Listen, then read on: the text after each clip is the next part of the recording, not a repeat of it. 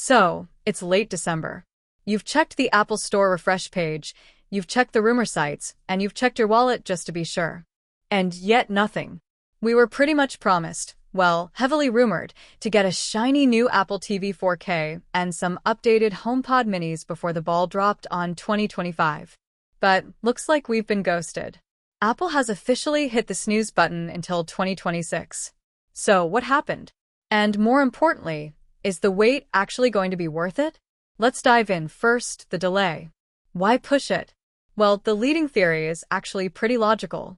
It's all about the brain transplant Siri is about to get. We know Apple Intelligence is coming to overhaul Siri next year.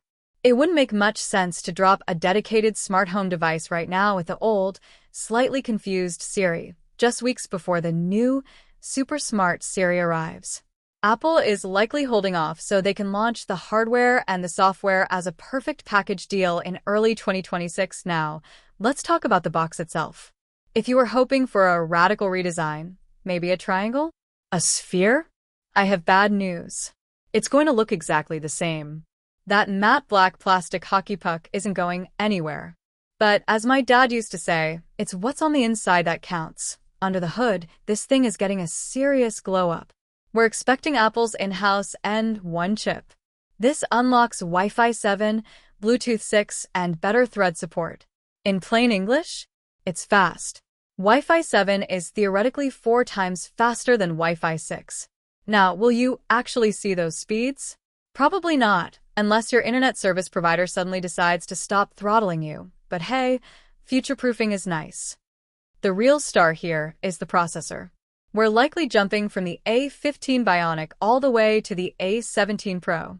That is the same chip found in the iPhone 15 Pro models. It has hardware-accelerated ray tracing.